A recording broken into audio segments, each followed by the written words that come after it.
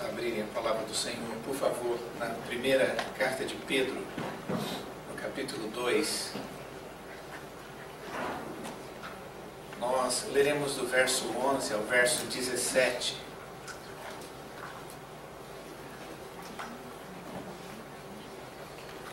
Pedro, capítulo 2, verso 11 ao 17.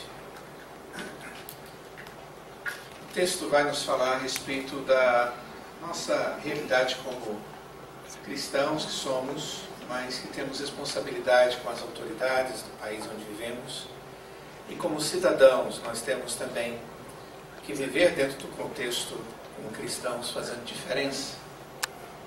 O texto diz assim, no verso de número 11: Amados, exorto-vos como peregrinos e forasteiros que sois, a vos absterdes das paixões carnais que fazem guerra contra a alma, mantendo exemplar o vosso procedimento no meio dos gentios, para que naquilo que falam contra vós outros, como de malfeitores, observando-vos em vossas boas obras, glorifiquem a Deus no dia da visitação.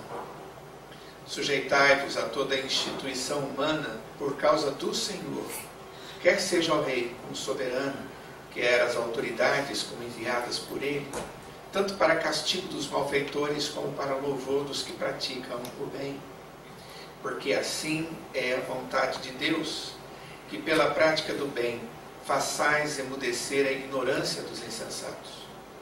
Como livres que sois, não usando todavia a liberdade por pretexto da malícia, mas vivendo como servos de Deus, tratai todos com honra, amai os irmãos, temei a Deus, honrai o Rei. Vamos orar. Senhor, estamos na presença do Deus nosso, Deus maravilhoso que nos dá o privilégio, Pai, de conhecê-lo, de desfrutarmos do Teu sustento, da Tua graça, da Sua bondade. E a primeira coisa que podemos fazer é exaltá-lo, Pai, bendizê-lo, mas ao mesmo tempo nos submetemos à Tua palavra, à Tua verdade. Ensina-nos agora através da Sua palavra, com Teu Espírito ilumina a nossa mente, para que através da compreensão possamos viver de maneira justa e piedosa como o povo do Senhor. Tenha misericórdia do Teu povo, Pai, em nome de Jesus. Amém. Amém.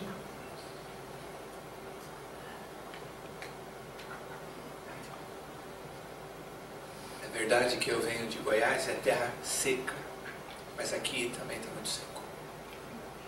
E falando em aridez, talvez essa palavra ou essa ideia pode apontar claramente para a realidade que nós vivemos hoje no Brasil.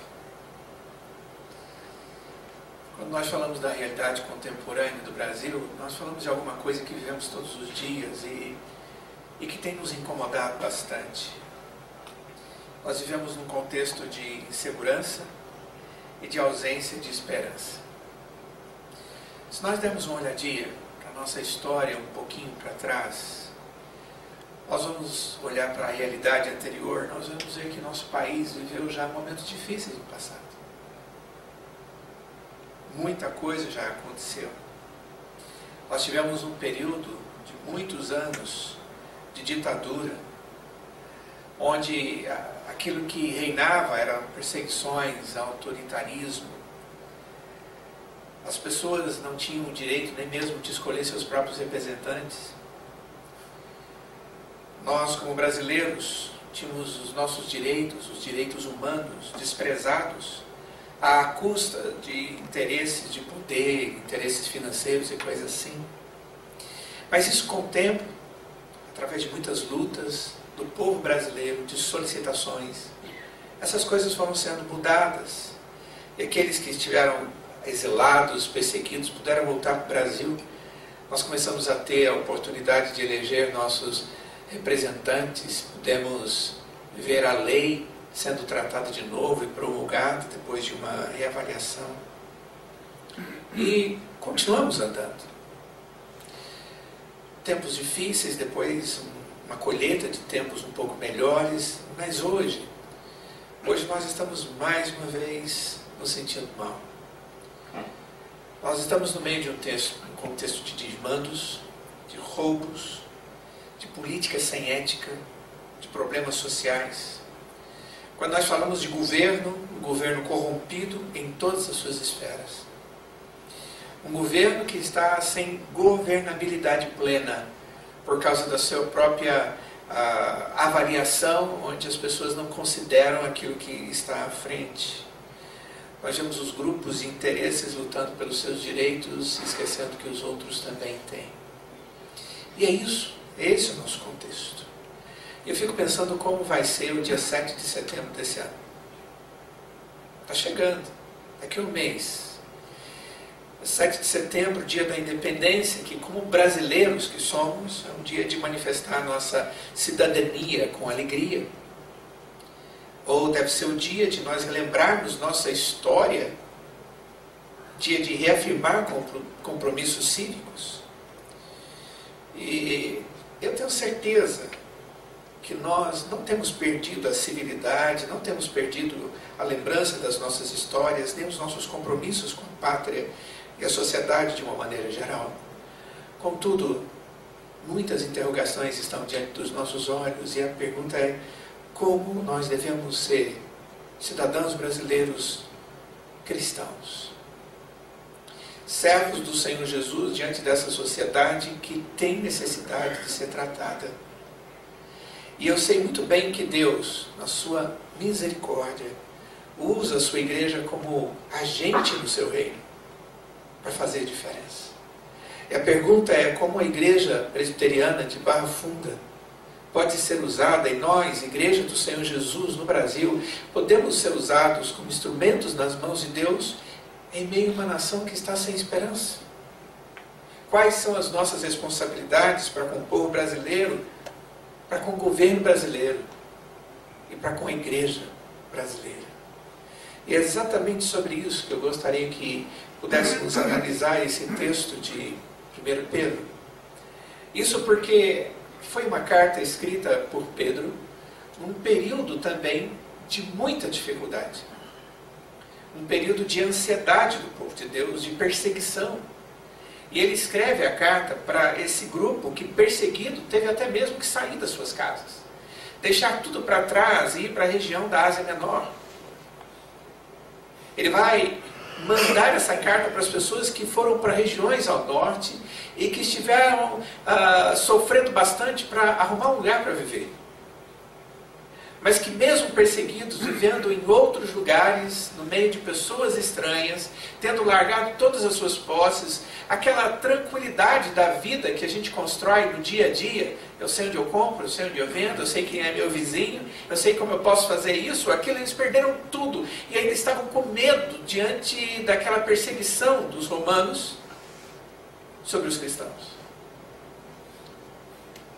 A preocupação de Pedro é enviar uma carta, depois a segunda carta, na expectativa de ensinar, fortalecer, de motivar aquela igreja que era verdadeira a permanecer fiel ao Senhor. E mais do que isso, a temática do texto é: mantenham-se santos, desenvolvendo a piedade que Deus lhes deu como modelo em Cristo Jesus. Esta é a grande preocupação que Pedro tem. No capítulo 1, no verso 6, ele diz: vocês devem, apesar de todas as dificuldades, exultar naquilo que é maior, aquilo que Deus nos deu. Mas diante dessa igreja que tem dificuldades, olha para a cruz e se alegra de maneira maravilhosa, porque existe uma herança para nós, uma certeza da presença do Espírito em nós. Nós vivemos num contexto e essas coisas nos afetam. E é exatamente isso que Pedro tem como objetivo para com aquelas pessoas. Como viver o cristianismo no meio de uma nação, de um povo incrédulo e em crise. Esse é o nosso contexto. Exatamente esse contexto. E a primeira coisa que nós encontramos Pedro trazendo como orientação tem a ver com a conduta correta do cristão. Essa é a primeira ideia. Uma conduta correta que gera a glorificação de Deus, e nós acabamos nos transformando, ou sendo transformados por Deus como exemplo aos gentios. Como era comum naqueles dias, Pedro se dirige aos seus leitores com uma atitude carinhosa, e ele começa o texto dizendo: amados. Essa expressão, ela aparece muitas vezes no Novo Testamento. Precisamente 62 vezes. Pedro usa 7 vezes aqui nesse texto, na abertura do texto, e depois mais 6 vezes na sua segunda carta. Ele usa a expressão amados. Eu não sei se vocês têm o hábito de usar esse tipo de expressão. Mas essa expressão, ela aponta para uma ideia de proximidade, de afetividade. É um ato carinhoso que introduz uma comunicação. Como é bom quando nós estamos diante de situação de crise, situação de angústia ou dificuldade, e alguém chega para demonstrar carinho e apoio e diz: meu querido, minha querida, minha amada, ontem eu liguei para uma irmã, membro da nossa igreja, que perdeu a sua mãe. Eu não estava lá, eu liguei para ela e ela atendeu o telefone, ela estava chorando, e disse: amada irmã. Ela disse: pastor, como é bom ouvir isso. Ontem eu tive essa experiência. Exatamente assim, quando você recebe uma carta no meio da confusão, e a pessoa já começa a dar orientação para você, mas antes disso ela diz: são palavras de alguém que ama para você. Mas são palavras sérias. É uma palavra que transmite o amor divino que permeia a família cristã. É um amor que formula, que prepara o coração e que nos direciona. O que Pedro haveria de dizer a partir de então não era algo que os prejudicaria, que tiraria deles a liberdade, que impediria a sua autorrealização. Muito pelo contrário, o que Pedro tem como desejo para aqueles irmãos que estão sofrendo é o desejo do bem-estar das suas almas. O desejo deles é ajudá-los através de uma exortação que deveria ser ouvida, pensada e vivenciada. E ele traz inicialmente 2 exortações. Uma positiva e uma negativa. Ele começa com a negativa. Ele começa com uma exortação negativa. Enquanto fala negativa é porque ele está dizendo não. E ele diz: não deixe os desejos carnais dominar a vossa alma. A tradução que nós temos aí no nosso texto é: exorto-vos como peregrinos e forasteiros, como pessoas que estão andando no mundo, caminhando por aí, que vos abstenhais das concupiscências da carne, as quais combatem contra a alma. Isso é muito importante. É interessante que Pedro ele começa a exortar os crentes, não com a visualização do contexto onde ele está, do mundo onde ele vive, do país que ele mora, mas a grande exortação dele inicial é sua vida com você mesmo e na dependência de um Deus que lhe faz ser espiritual, piedoso, santificado. Ele começa por nossa vida e com a realidade da graça de Deus sobre a nossa vida. E a palavra dele é abster-se, abstenham-se. Abster de alguma coisa é me manter afastado de alguma coisa. É preservar-me no meio de um contexto que pode me prejudicar. Dando a ideia de oposição a uma coisa E aqui paixões carnais. Queridos, nós vivemos o tempo inteiro com luzes piscando diante dos nossos olhos. São coisas sendo oferecidas para nós. Nós somos atropelados por isso. O nosso coração, diz a palavra de Deus, ele tem a tendência de produzir também o desejo disso, de desenvolver a expectativa dessas coisas. E Pedro está dizendo, calma, preocupem-se, não dê oportunidade, preservem-se destas coisas que são propostas carnais, da carne, do homem caído. E a palavra aqui, paixões carnais, dá a ideia de desejos, de paixões, de obsessões, de instintos naturais do pecador. E é interessante pensar que Pedro, para mostrar que os crentes devem fazer diferença onde eles estão, você vai observar comigo agora mesmo que isso vai atingir o alvo. Ele diz, um cristão, para que possa fazer qualquer coisa, ele primeiro precisa cuidar de si mesmo. Paulo faz esse tipo de argumentação também em Gálatas capítulo 5, quando ele diz que a carne milita contra o espírito. Capítulo 5, verso 16 ao verso 25. Se você abrir lá, em Gálatas 5, a partir do verso 16, Paulo começa dizendo, eu digo, porém, andar no espírito, e jamais satisfareis a concupiscência da carne. Ele diz, porque a carne milita contra o espírito, e o espírito contra a carne, porque são opostos entre si, para que não façais o que porventura seja o vosso querer. Querer é concupiscência, é o desejo. É exatamente o que Pedro está dizendo lá atrás. Nós temos que entender isso, que essa luta continua a existir. Apesar de sermos crentes, temos o Espírito de Deus dentro de nós, nós estamos num processo contínuo de santificação, onde nós temos que, através do Espírito que habita em nós, vencer a natureza pecaminosa e o pecado que muitas vezes nos assedia. No verso de número 24, ele diz, os que são de Cristo Jesus crucificaram a carne com as suas paixões e concupiscências. Se vivemos no Espírito, andemos também no Espírito. É a mesma linguagem. Paulo está falando a mesma coisa que Pedro lá na sua carta. O sentido geral que os dois apóstolos escreveram lança luz um ao outro e fortalece um princípio básico da nossa existência que nos leva à alegria e sermos instrumento nas mãos de Deus. Nós temos que nos preocupar com a nossa vida espiritual. A luta da carne, isto é, as paixões e obsessões dos instintos físicos e naturais, são contra a alma, são oponentes. E a alma que contrasta com carne, assim a descrição é de uma batalha interior, de uma batalha dentro de nós mesmos. Os desejos da nossa velha natureza combatem, guerreiam contra a nossa alma.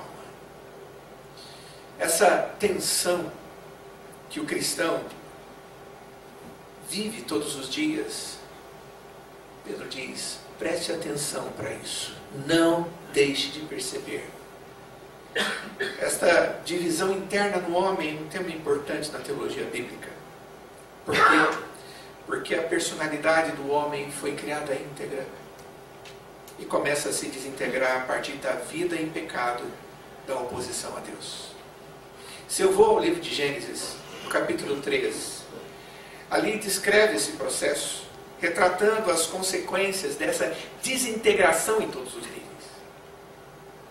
Quando o homem, criado à imagem e semelhança de Deus, totalmente santo, sem nenhuma mácula, totalmente perfeito, vivendo em meio a um contexto perfeito, ele dá oportunidade a uma tentação. Aquele homem era tentável, diz a Escritura. Ele era pecável, apesar de não ser pecador ainda. E ele permite que as coisas que lhe estavam sendo oferecidas, coisas bonitas, cheirosas, gostosas, que traria apetite para ele, gerou nele um desejo tal que não deveria existir, porque tudo que Deus lhe dava já era bom, perfeito, suficiente, maravilhoso, mas ele deu atenção àquelas coisas, e é assim que Satanás age. E é justamente assim que um coração despreocupado deixa as coisas acontecer. Ao desobedecer a Deus, ele é tirado da presença de Deus. E aquele que deveria, com tudo aquilo que era, glorificar a Deus, com o que era, desonrava o Senhor. E Deus não permite nem mesmo que ele viva mais na sua presença santa. Mas quando a obra da restauração, da regeneração, a obra da graça de Deus vem sobre a nossa vida, é para nos aproximar de Deus e para agora fazermos diferença na vida de todos que foram afetados pelo pecado. Aquela fragmentação e desintegração do homem é o principal dilema do homem hoje. E aí entra o Evangelho em Cristo Jesus. E quando ele entra, Deus começa a gradual reintegração da nossa vida em todos os níveis.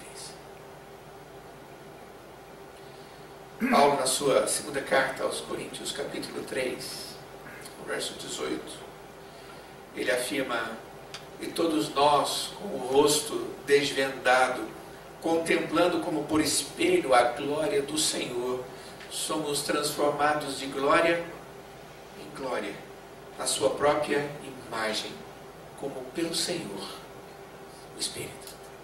Essa é a obra de Deus. Que maravilha! Como nós cantamos na liturgia hoje, nós temos um Deus maravilhoso, no Salmo de número 33. Um Deus resgatador, um Deus que promove a sua graça na nossa vida, para sermos instrumentos nas mãos dele. Enquanto o processo durar de transformação por toda a nossa vida, o conflito interno continuará. Com um impulso para a vida, no sentido pleno que Jesus Cristo nos deu. E um impulso para a morte, a continuação do processo de desintegração. Mas agora Deus nos dá a certeza da vitória, mas Ele exige de nós não nos envolvermos com os desejos da carne. Ou seja, sermos segundo Deus e não segundo o mundo.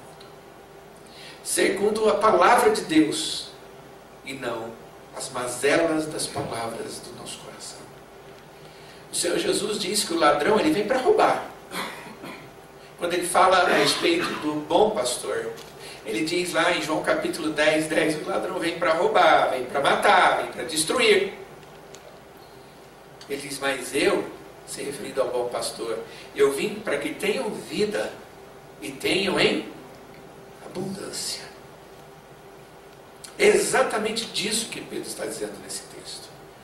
Nesse sentido, carne e alma podem ser entendidos como representando a velha e a nova natureza. E Deus deseja que nós estejamos dizendo não às coisas que não são de Deus.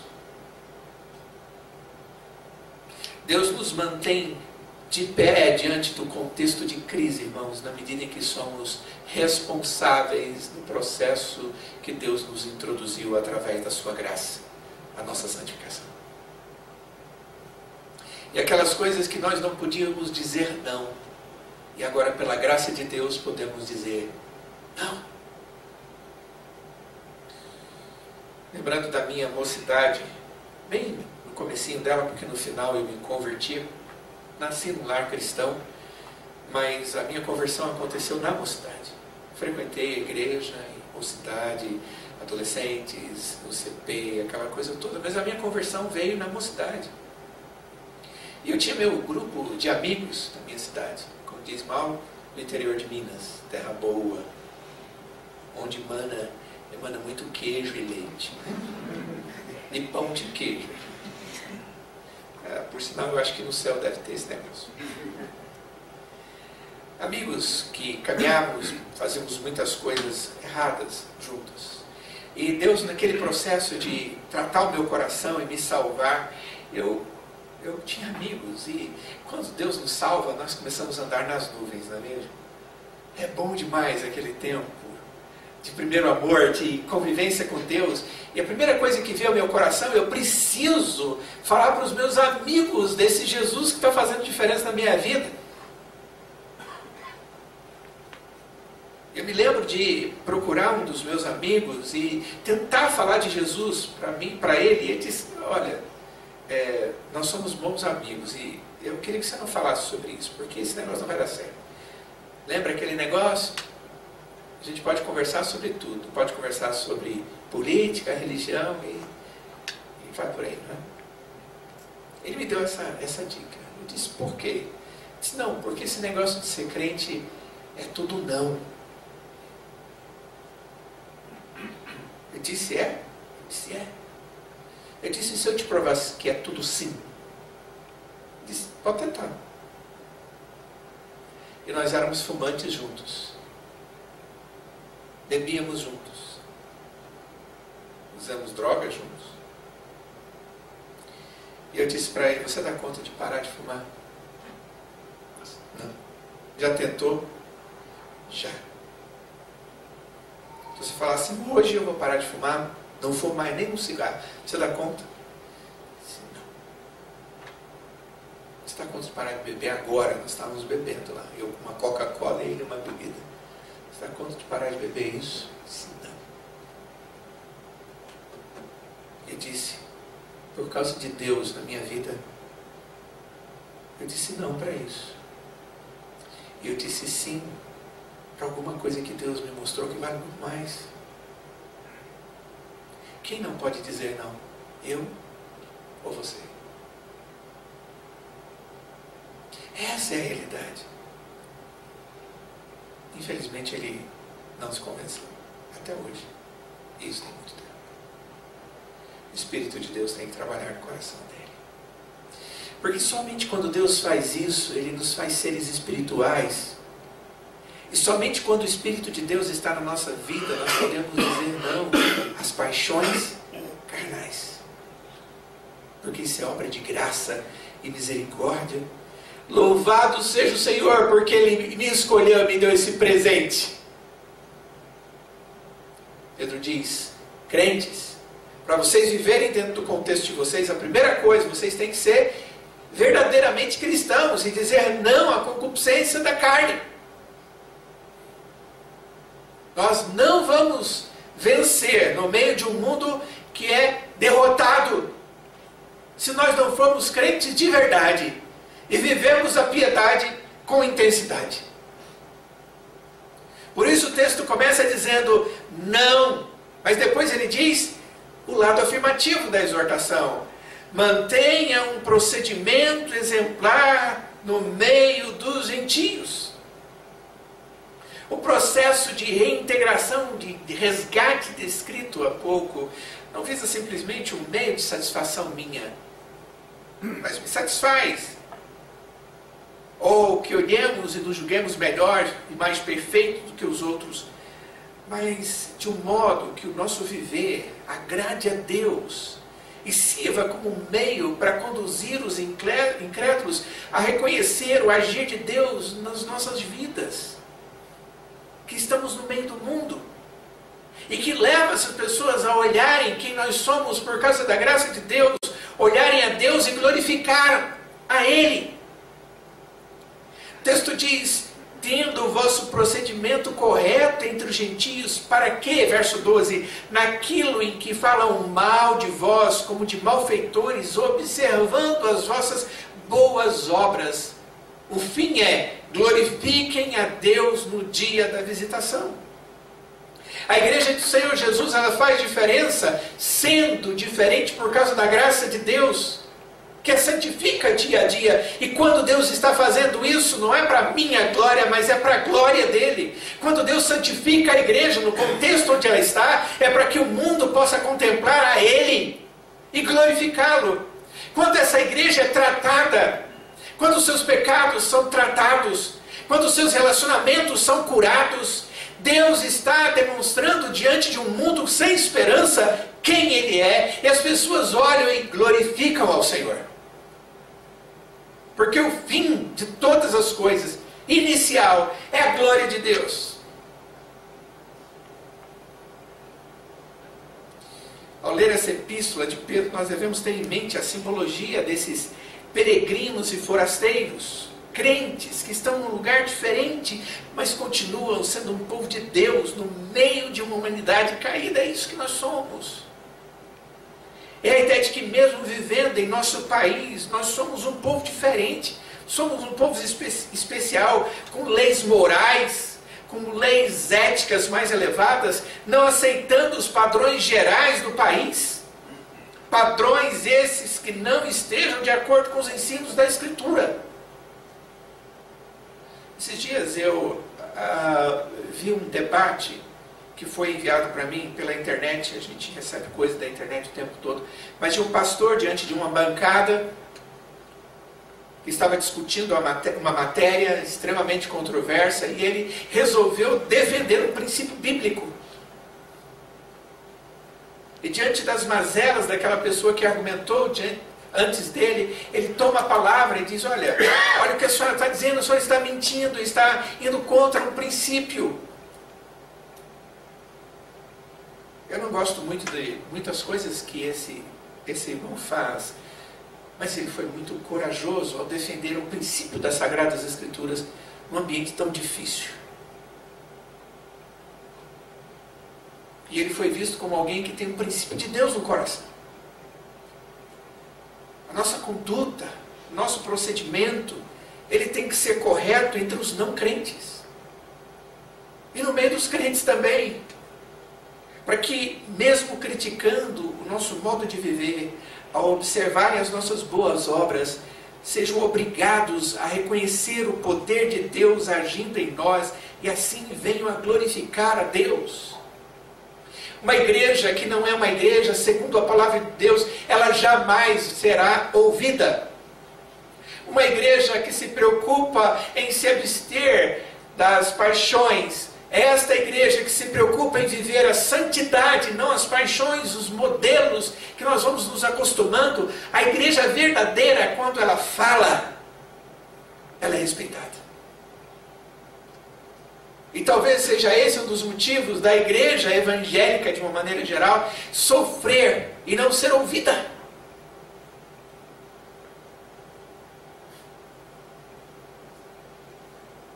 Para entendermos, o texto fala daquilo que falam mal de vós como malfeitores. O texto diz que naquela época os crentes eram reconhecidos como malfeitores. Nós precisamos lembrar que nos dias dos apóstolos, os cristãos eram mal vistos e discriminados. Eles eram considerados malfeitores. Por quê? Porque eles não seguiam toda a lei. Toda aquela lei que vinha contra a palavra de Deus, eles diziam não. Eles não adoravam ídolos, eles não adoravam o imperador como Deus. E por causa disso, eles eram tratados como malfeitores. Eles criam em Jesus, e os judeus anteriores não criam, e diziam, não, eles estão pervertendo tudo, eles são malfeitores. Tudo isso porque se recusavam a participar dos costumes da sociedade, que eram coisas estranhas. Eles recusavam a participar de coisas que eram moralmente diferentes da moral bíblica. O apóstolo Paulo, na sua segunda viagem missionária, escrevendo aos Filipos, ele é acusado. Isso está registrado em Atos capítulo 16. Eles perturbam a cidade, pregando costumes que os romanos não podem receber nem praticar. É por isso que eles são perseguidos, eles são tratados como malfeitores. E eu fico observando o nosso contexto nacional e é muito difícil. Hoje o cristão, ele está sempre vivendo sob pressão, forçado a achar tudo comum. Por quê? Porque é o normal. Normal é achar tudo comum. Basta você dar uma olhada no contexto que nós tínhamos na década de 70, 80 e olhar o que temos hoje. Só para comparação. As novelas. Aquelas coisas que não tinham lá atrás, agora tem.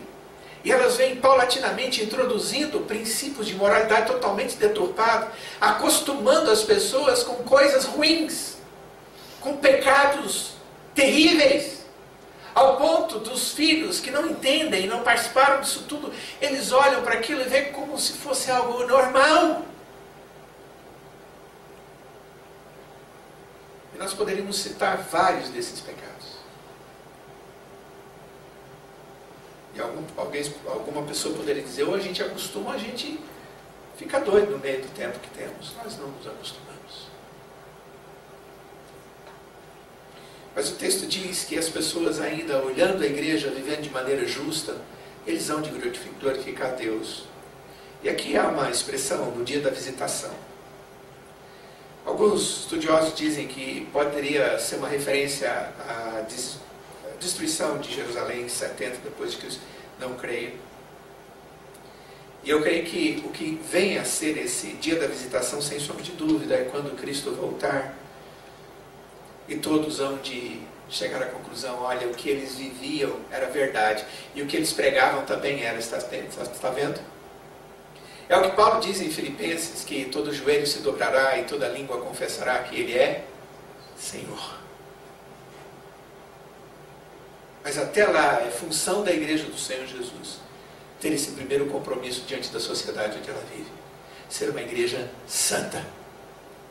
Nós só vamos poder abrir a boca a partir daquilo que Deus fez e continua fazendo da nossa vida todos os dias. Uma igreja negligente, impiedosa, não zelosa do conhecimento da palavra de Deus jamais será ouvida. Jamais terá autoridade. E essa é a primeira colocação de Pedro. A segunda coisa que Pedro nos fala é sobre a conduta cristã nas várias áreas da vida. Como um cristão inserido na sociedade. O autor sagrado aqui ele vai enfatizar o procedimento meu e seu, como cristão na sociedade. Eu sou um brasileiro, mas eu sou um cristão dentro da sociedade. E ele diz que eu devo ter uma conduta exemplar na minha vida. Nós vamos observar que Paulo tem algo parecido quando ele escreve, por exemplo, aos Efésios, e ele fala do relacionamento do homem, no capítulo 5 até o capítulo 6, em todo esse bloco, ele fala da relação do homem com Deus, depois ele fala do relacionamento do homem com seu cônjuge, do homem e mulher, da responsabilidade dos pais com os filhos, dos filhos com os pais, depois ele fala da responsabilidade do servo com o seu senhor, e depois da responsabilidade que o homem tem na igreja eclesiástica e onde ele vive, falando de o cristão viver com a armadura de Deus. São relacionamentos. Pedro está falando também de relacionamento, talvez de uma abordagem um pouco diferente, mas tendo a mesma base. E provavelmente vem do contexto tudo isso, não importa. O importante é que, para uma avaliação correta das alusões contidas no Novo Testamento, sobre as relações que o homem tem, sejam elas quais for, tanto Pedro, autor bíblico, como Paulo, estão de acordo, devemos nos sujeitar e ter uma atitude de obediência. Desde que as autoridades não queiram interferir em nosso relacionamento e obediência a Deus. E é isso que é dito no verso de número 13. Sujeitai-vos a toda a autoridade humana por amor ao Senhor, quer ao rei como soberano, quer aos governadores como por ele enviados, para castigo dos malfeitores e para louvor dos que praticam ou fazem o bem. O que nós temos que entender, amados, é que as autoridades, elas foram constituídas por Deus para o bem-estar dos homens. Nem sempre, infelizmente, nem sempre as autoridades cumprem bem o seu dever. E por vezes ultrapassam os limites de sua autoridade, tornando-se tiranos. E nós conhecemos isso na história do nosso país. E vemos isso acontecendo na história do mundo o tempo inteiro hoje. Mas o ensino bíblico mostra que temos que respeitar as autoridades e nos submetermos a ela. Se não houvesse autoridade, nós teríamos uma anarquia pior do que um governo deformado e corrompido. O princípio de vivermos em sociedade, tendo líderes e sendo liderados, e uma relação de respeito, de convivência correta entre líderes e liderados, vem de Deus e da palavra. Esse é o modelo social gerado por Deus.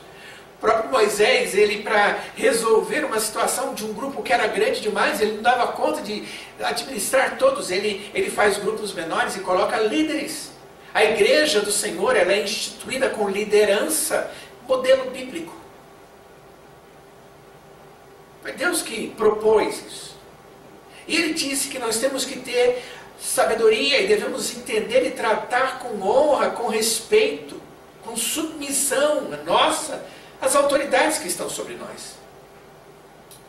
E devemos lembrar que um dia essas autoridades também prestarão contas a Deus. Elas não sairão ilesas das coisas erradas que fazem. O crente, ele não pode ser um agitador, um subversivo simplesmente. Eu não gosto dessas expressões. Pelo uso histórico delas. Década de 60, 70 e de 80. Normalmente o crente, como qualquer outro cidadão, não é obrigado a sujeitar-se às injustiças. Tem o direito e até o dever de levantar contra a injustiça. A Bíblia diz que nós temos que buscar a justiça de Deus. Mas com atitude de exercício dos direitos civis da cidadania e não com uma atitude tratada como agitador ou subversivo, com interesses escondidos. Quanto a isso, nós podemos falar muito, usando o exemplo da nossa própria nação, quando a polícia ditatorial, nas décadas de 60 até meados de 80, fizeram tanta coisa ruim. Aquele tempo onde mais de 2 reunidos era motim. E não é exagero, isso era reconhecido assim. Onde falar qualquer coisa contra era suficiente para ser taxado, enquadrado num artigo da lei e levado para um tratamento especial. Nós precisamos usar os direitos constitucionais. E numa democracia, como a que gozamos hoje, que por pior que seja a democracia, precisa exercer o direito que nós temos todos os dias. Eu e você precisamos. Talvez um dos principais que nós não temos tanto critério para usar é o voto. Na escolha das autoridades que nos dirigem. E nós podemos falar de tantas outras responsabilidades que nós cristãos temos dentro do contexto de cidadania. A grande verdade, irmãos, é que nós não podemos abrir mão disso. Mas devemos agir com critério, e o critério é a justiça.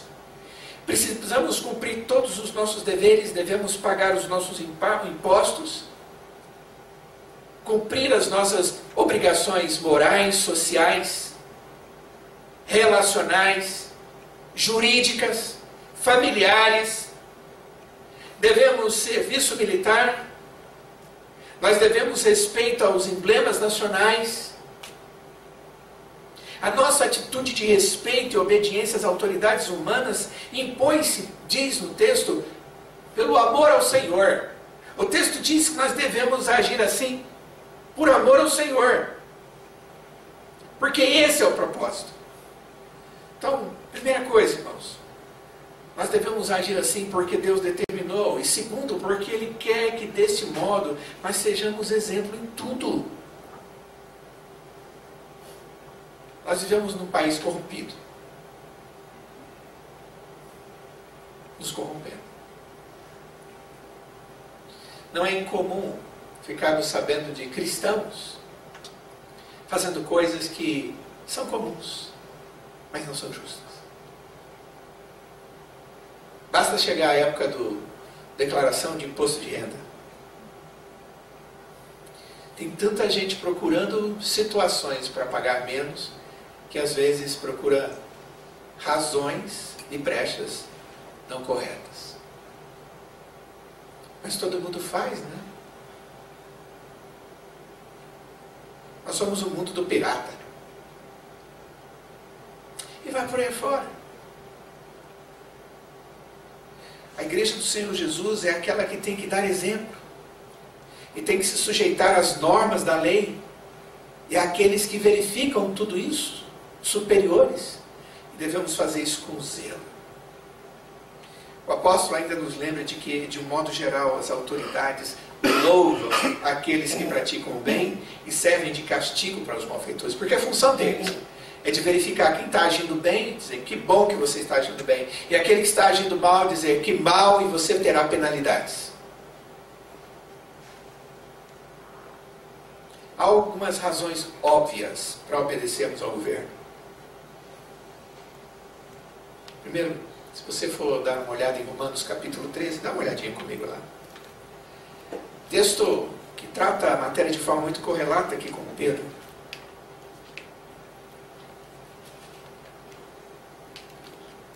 A partir do verso 1 diz,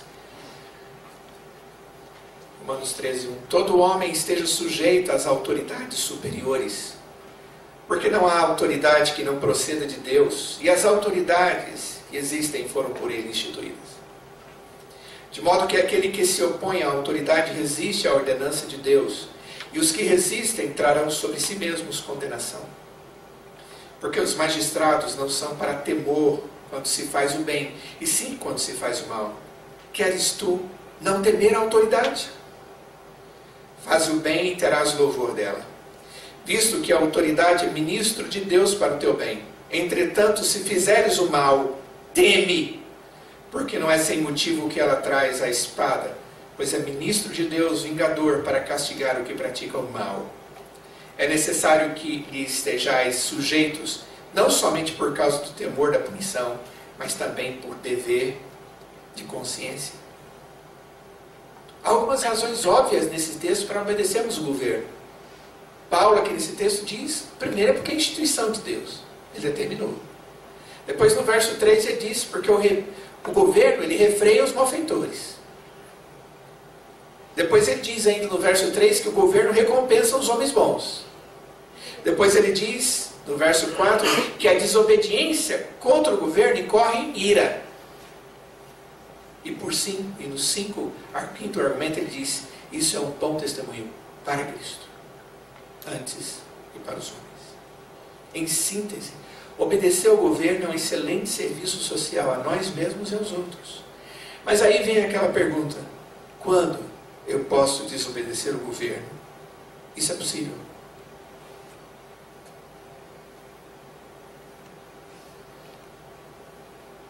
E a resposta é sim.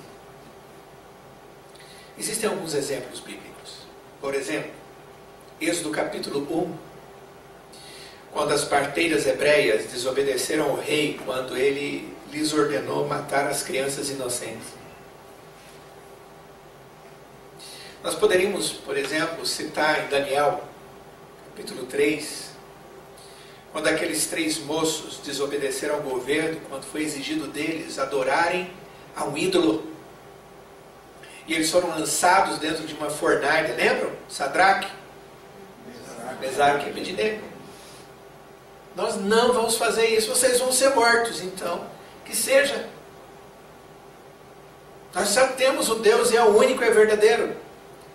E o testemunho deles é, entraram, não foram consumidos e saíram, e aquelas pessoas reconheceram que o Deus deles era verdadeiro, e que aquela fé era a única verdadeira.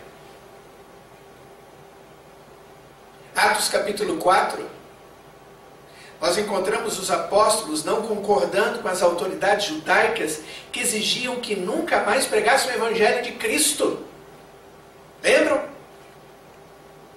Pedro e João?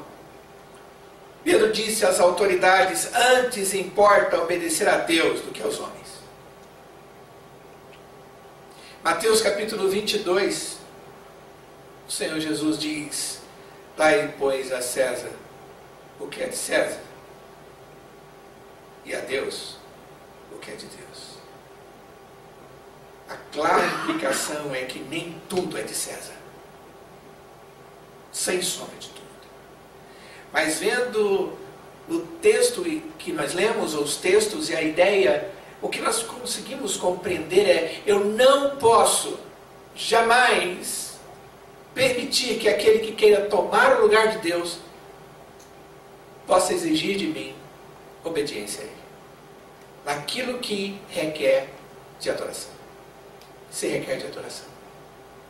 O que nós temos é que, em alguns momentos, o líder, ele se coloca numa postura como se ele fosse o próprio Deus. E reivindica aquilo que o Deus único e verdadeiro já disse sim ou não. Já determinou. E deve ser adorado pela obediência do sim ou não, como nós vimos anteriormente. Portanto, irmãos, todas as vezes que qualquer autoridade reivindicar de você um direito de ser tratado como um Deus, acima de Deus ele pode ser desobedecido. E não só pode, ele deve.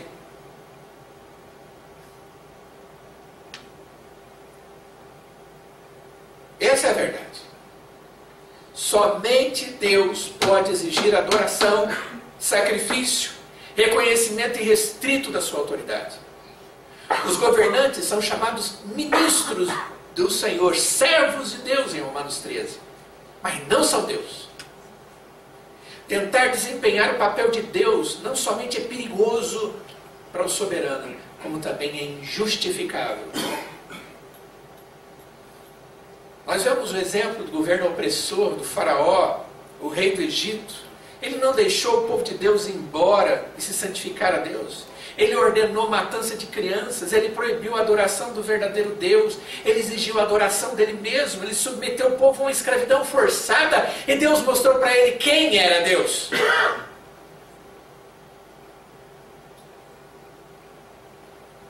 E Deus cuidou do seu povo, cumpriu o seu propósito em mantê-los aprisionados, porque Deus tinha um propósito nisso. Jamais estava abrindo mão do poderio dele sobre a história e a providência. E no devido tempo ele fez todas as coisas acontecer e mostrou quem é o verdadeiro Deus.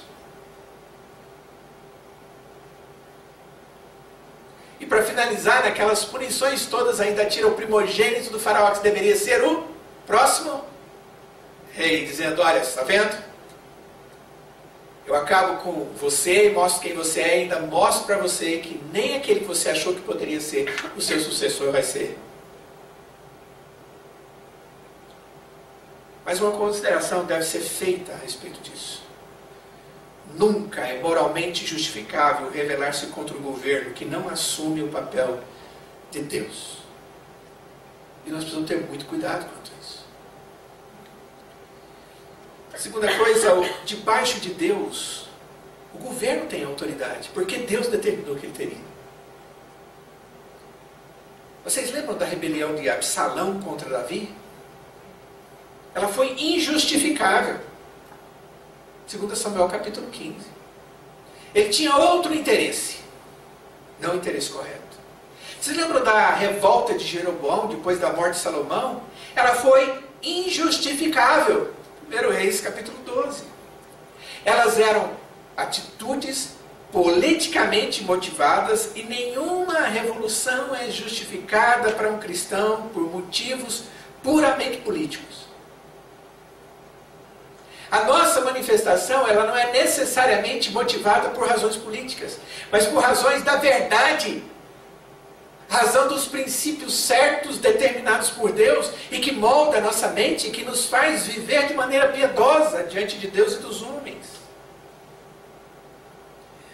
Isso é comum na política brasileira, queridos. Tratar de matérias através de barganha de interesses. Interesses pessoais, interesses políticos, interesses financeiros, interesses familiares, interesses que vocês podem falar à vontade.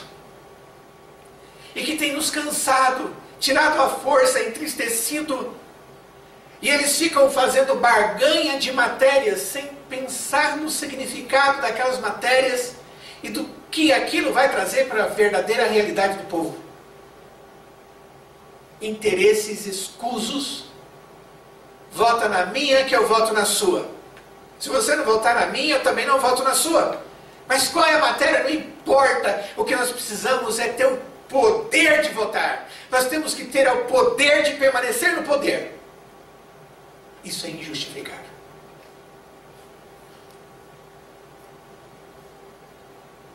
Deus tem que ter misericórdia de nós. Eu não sei quanto a vocês, mas me entristece muito quando nós chegamos no período das eleições. E as pessoas se apresentam como, olha, vote em mim porque o meu interesse são os idosos, são os jovens, a questão financeira, e aí vai. Nós não estamos escolhendo alguém que vai trabalhar a questão do idoso, nós estamos querendo alguém que vai trabalhar o povo. Ele pode até ter uma matéria que para ele vai ser mais importante. Mas ele vai tomar decisões que envolvem uma nação, um estado, um município.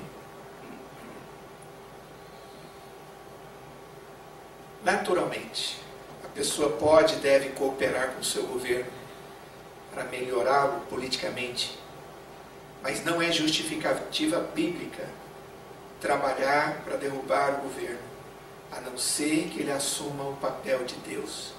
E esta é uma razão moral ou espiritual e não puramente política.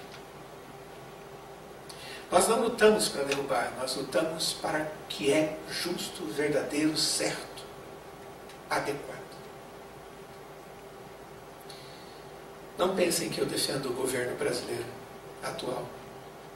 Talvez eu tenha mais coisas para falar do que a maioria de vocês. Mas nós precisamos ter muita sabedoria para o papel que Deus colocou sobre nós, como responsabilidade. Paulo afirma que nós devemos assumir uma responsabilidade social para promover a paz e moralidade. Se você der uma olhada em 1 Timóteo capítulo 2, verso 1 e 2, texto que você deve sublinhar, se lembrar. E a igreja deve, motivado por isso, se ajuntar. Paulo diz, 1 Timóteo 2, antes de tudo, pois, antes de qualquer coisa, essa é a ideia de Paulo, exorto, que se use a prática de súplicas, orações, intercessões, ações de graças, em favor de todos os homens, em favor dos reis e de todos os que se acham investidos de autoridade. E ele diz o motivo, para que vivamos vida tranquila e mansa, com toda piedade e respeito. Se nós queremos viver num país, num lugar, de maneira tranquila, mansa, cheia de piedade, um país cheio de respeito, irmãos, diz o apóstolo Paulo, o Senhor, através do seu servo, a igreja tem que assumir o seu papel, ela tem que interceder. Interceder, orar, irmão, com insistência. Ele fala de súplica, orações, intercessões e até mesmo ações de graças a favor destes, porque somente com a graça de Deus eles poderão ter um papel adequado e agir de maneira adequada dentro do nosso contexto. A igreja do Senhor Jesus é aquela que tem que se colocar de joelho diante de uma situação como está. Ela tem que marcar reunião de oração. Ela tem que colocar na sua agenda a necessidade de estar orando pelos seus líderes. Porque o texto que nós lemos de Paulo também em Romanos diz que eles são ministros de Deus. E pedir a misericórdia do Senhor para que esteja nos santificando, para que quando nós falarmos em nome do Senhor, como igreja viva e salva do Senhor, possamos ter autoridade através do nosso santo procedimento, através da nossa retidão, em todas as áreas, inclusive como cidadãos. Caso contrário, irmãos, não vamos viver vida tranquila, mansa, vamos desconhecer a piedade e não haverá respeito. É exatamente o contrário de tudo isso que nós temos no nosso país. Essa responsabilidade é nossa. O mundo não sabe o que significa orar. Para muitos é uma moeda de troca. Mas isso é única e exclusivamente uma atitude de dependência. Pegar alguma coisa e colocar diante de Deus e dizer, está aqui, Senhor. Tem misericórdia. A oração é colocar tudo na dependência do poder de Deus e do propósito de Deus.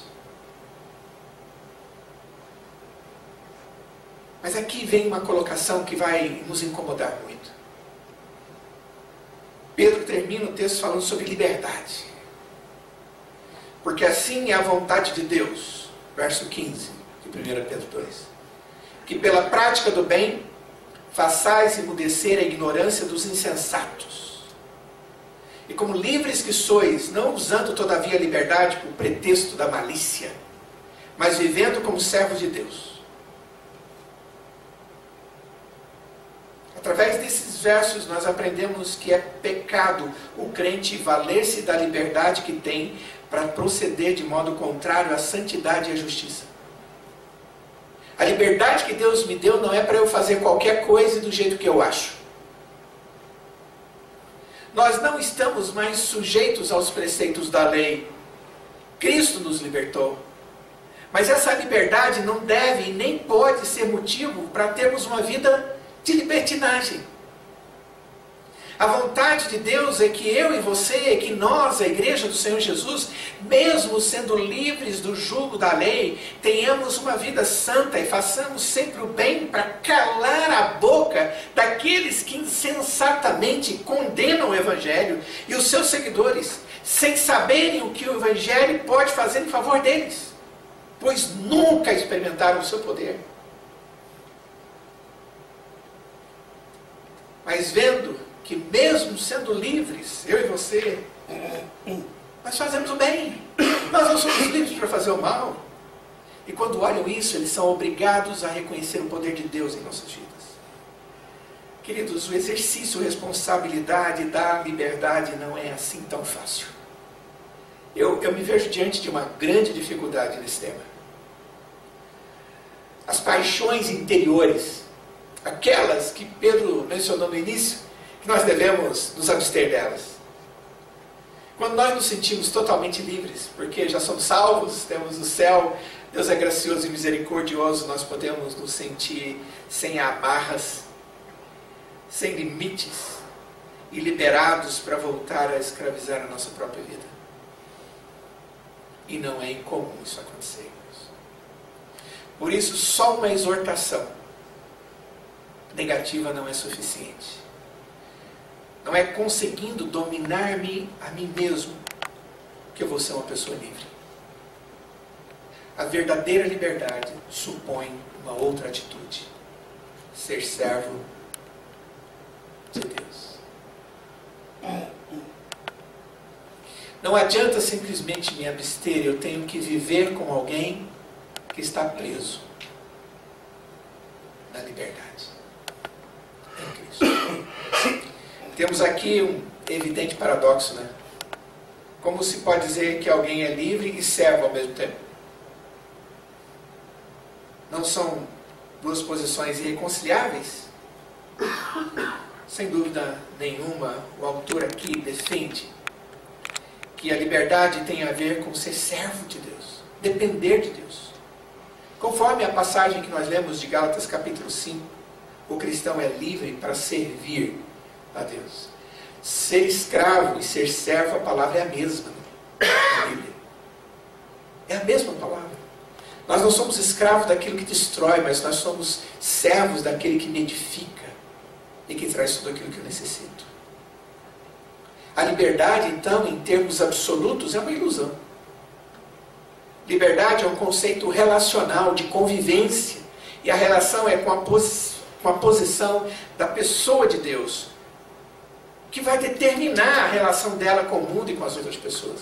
E essa minha dependência ao Senhor é importante. Fora de Deus, irmãos, a liberdade não é possível. Só uma liberdade ilusória. Se plenamente somos consagrados a Deus, nós somos plenamente livres. Algumas conclusões disso no nosso contexto. Primeiro, a supremacia de Deus sobre as autoridades. Toda autoridade é constituída por Deus, mas Deus está acima delas. Lembre-se disso. Deus é superior e Ele não compartilha a sua glória com ninguém. Segundo, a realidade da submissão às autoridades humanas. Nós somos submissos e devemos ser submissos à autoridade humana, até que ela não esteja reivindicando de mim aquilo que é contrário às Sagradas Escrituras ou queira ser tratado como Deus para exigir essas atitudes.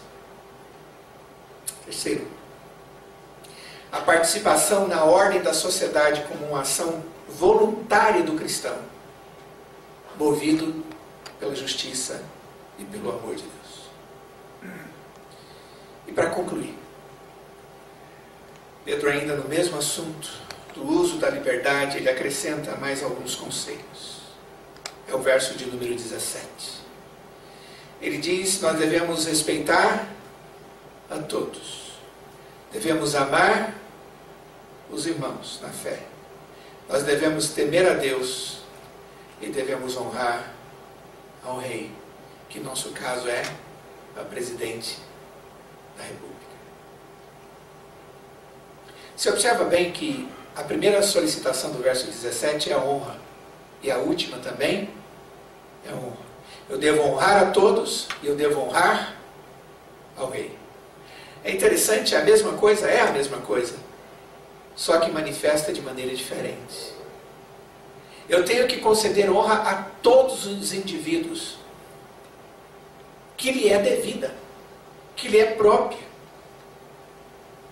Nós temos autoridade diante de nós temos presidentes, nós temos deputados, nós temos senadores, as câmaras, nós temos os prefeitos, nós temos os vereadores da nossa cidade, nós temos todos, eles merecem honra pelo papel deles, pela função deles. E uma honra que é devida, que é própria dada a eles, que eu não dou ao outro porque não tem aquela função. Mas a todos os homens eu devo honra na medida da necessidade de cada um. Mas tudo é honra. Isso aponta para a consciência do valor que as pessoas têm diante de mim. É a consciência de que Deus é que organiza a sociedade, por mais que ela esteja desorganizada pelos homens, Deus tem propósito em tudo. Mas acima de tudo, eu tenho que temer a Deus e ter uma relação extremamente especial com os meus irmãos da fé. É uma relação de amor. Queridos, eu fico muito preocupado em viver no nosso país, porque não só no país, mas é uma realidade que vivemos aqui, eu prefiro falar daqui.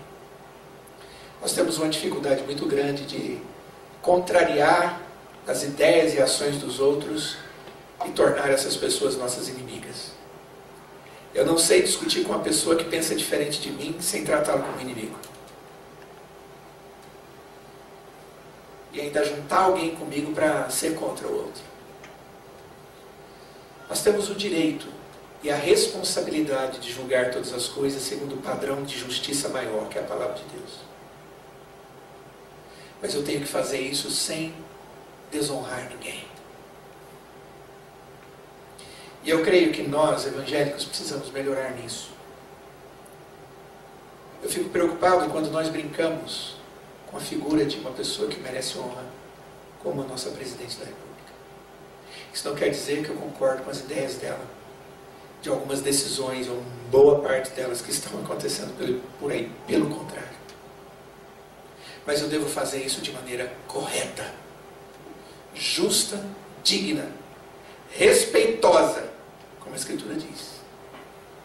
Eu tenho até a responsabilidade de me opor, por amor à justiça.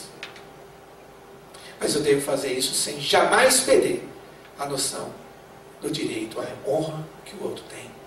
E aqui, especialmente, a liderança do nosso país.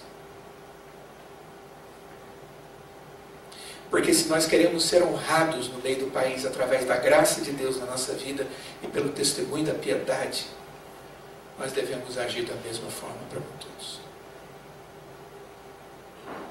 E Deus tem que ter misericórdia de nós. Eu tive um presbítero na minha igreja durante muitos anos. Ele faleceu ano passado, um homem piedoso, um presbítero maravilhoso, chamado Abrão.